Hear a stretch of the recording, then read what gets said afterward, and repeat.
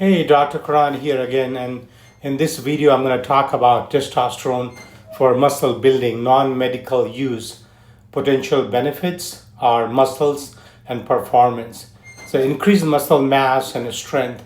See, many men take testosterone or anabolic steroid purely to build muscles, even if they don't have low testosterone levels.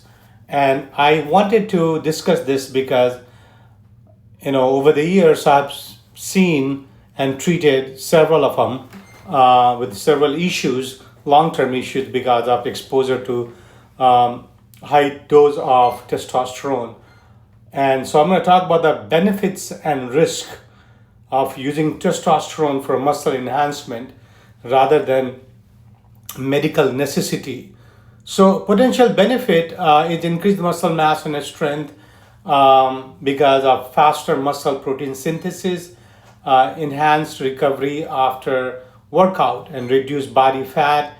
Testosterone boosts metabolism and lipolysis, which is fat metabolism, and there's improved endurance and performance. So guys have more energy and stamina, and they also feel more confidence, and they get lots of attention from women as well. So those are the benefits. And if you combine testosterone injection with weightlifting, weight training, and high protein diet, these guys really end up developing big muscles. But there are downsides to it, and that's what I am going to be focusing on. So it causes hormonal disruption.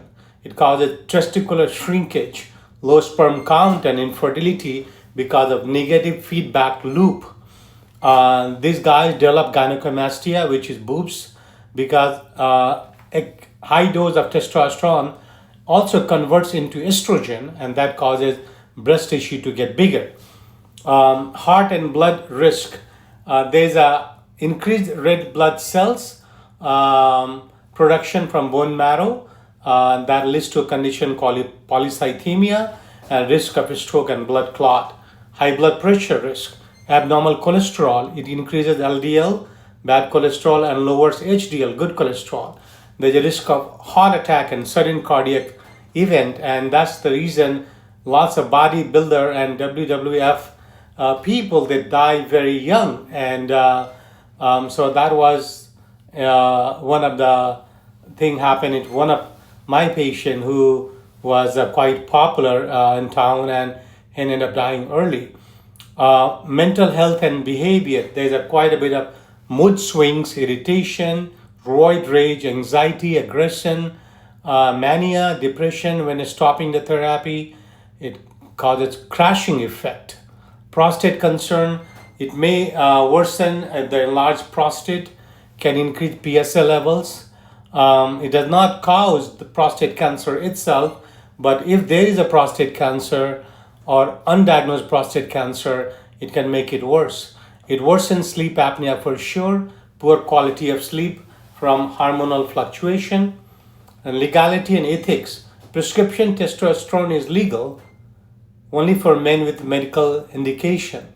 Without it, it's illegal in many countries, in US as well, and sports and bodybuilding federation ban its use and taste for it, but it's widely available in black market. So final thoughts is that using testosterone just to get big may give you short-term gains, but long-term risks can be serious. Infertility, heart disease, sudden premature death, liver stress because of synthetic anabolic steroids, psychological instability. So other option for somebody who's considering testosterone for performance is natural supplement, like creatine can help, educate protein intake, consistent strength training, herbal testosterone booster like ashwagandha, tonkat, ali, and fenugreek. They are safer, but they are milder. So how does it affect the mortality, and what is the research showing? So as I said, when it's used for people, the guys who have lower level of testosterone, actually is really good for health, you know. But if it is used for non-medical purposes and for strength and stamina and muscle building, and especially high doses, that can really cause lots of problem. That's why many bodybuilders die young in their 30s to 50s because of thick and hard muscles called left ventricular hypertrophy, leads to sudden cardiac arrest, increased LDL, bad cholesterol, and suppressed HDL, which is good cholesterol. It promotes arterial plaquing and heart attacks, and blood clots from increased red blood cell. Polycythemia causes also stroke and clot. It causes high blood pressure, and clots and weakened vessels wall that can lead to stroke and aneurysm. Liver issue is very common, particularly the oral steroid, and liver muscle enzyme elevation and inflammation can happen. Dehydration, high protein diet, and supplement can also strain kidneys.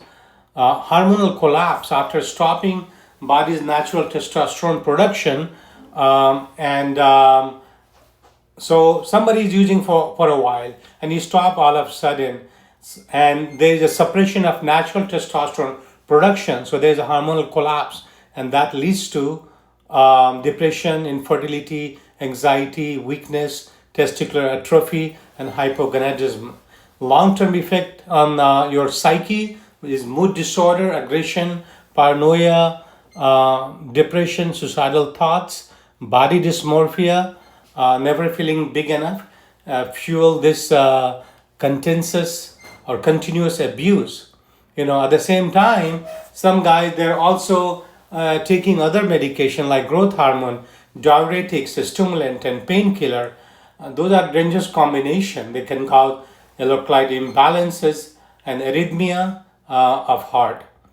So, you know, lots of famous people have died, and when they underwent autopsy, it showed enlarged heart, blocked arteries, and organ damage. So, you know, testosterone does save lives when medically it's correct thing to do, but abuse has deadly consequences.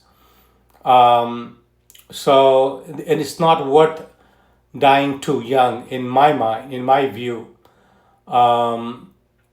So, I'm gonna tell you name of some people who have taken it and died.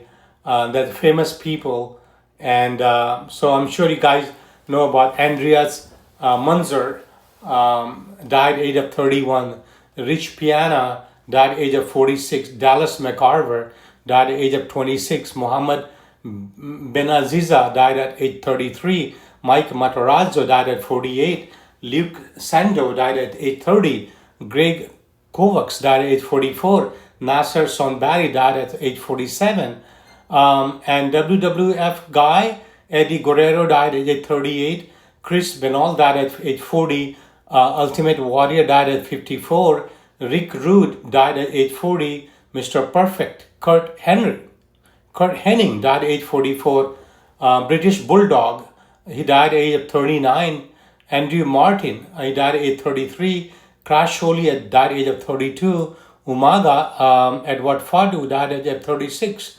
So, is it worth taking anabolic steroid and dying so young and early? I don't think so, but some people think it's worth having fame of 10, 15 years and then die young. That's my thoughts.